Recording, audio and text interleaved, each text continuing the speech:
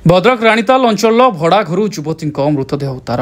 युवती जनक राणीताल तिंगिरा पोस्टाल कार्यरत थे।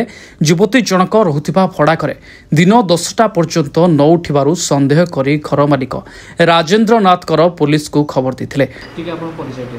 मु श्री राजेंद्र नाथ कर ए घर ओनर सान भाई।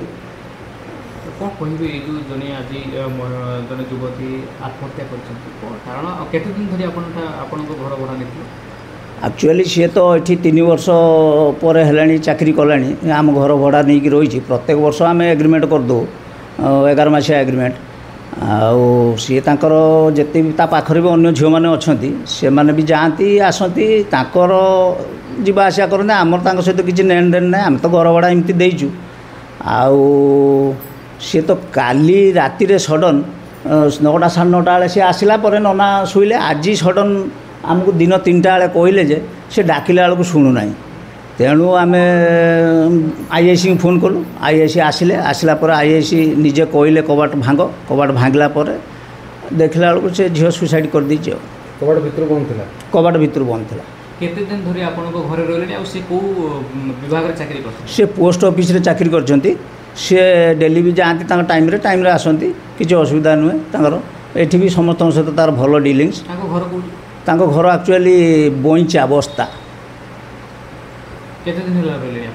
3 वर्ष पर है। प्रत्येक वर्ष आम वर्ष इयर एंडिंग हो जाए मार्च मास आम पुणी गोटे एग्रीमेंट करूँ करके घर भड़ा दो ना ना ता रूम रे से एकिटिया रुए ता पाख रूम रे आ गोटे झील रुए ता पाख रूम रे आ गोटे भी हॉस्पिटल स्टाफ अच्छा ता पाखर अन्य स्टाफ भी अच्छा। आज आपण केते बेले देखियो पहिले एबोली घटना आमे तो 3टा बेले जानिया को पाइलु 3टा पर आमे आईएससी फोन कलु आईएससी आसिला पर 3:30 पर बोधे भंगा हला टाइम ता एग्जैक्ट कहि परिबिनी तथापि 3:30 पर परिवार लोक आसिले ता परिवार लोक एपर्यंत आसी नांती। आपण खबर दैछो हाँ आईएससी खबर दैछन आमे ताका नंबर जानि ना आईएससी ताको फोन लो इनक्वायरी कले रिसीव कले गोटे फोन कॉल रिसीव कला पर सेही फोन जे करथिले ताकू ही कहले जे एबेले आइछि ताका बापा मां कोन आसिया पई कौन किसी जना पड़ुछि जे आईआईसी सार तदंत करके जा जानी आमे कौन जानी पार आम सहित किसी लेन देन ना ना। खबर पाई स्थानीय पुलिस पहुंची झुलंता अवस्था युवतीर मृतदेह उद्धार करते। युवती घर बस्ता अंचल होता बेले एजाए मृत्युर कारण अस्पष्ट रही। स्वतंत्र प्रतिनिधि सामंत जगमोहन रिपोर्ट अभय न्यूज ओडिशा।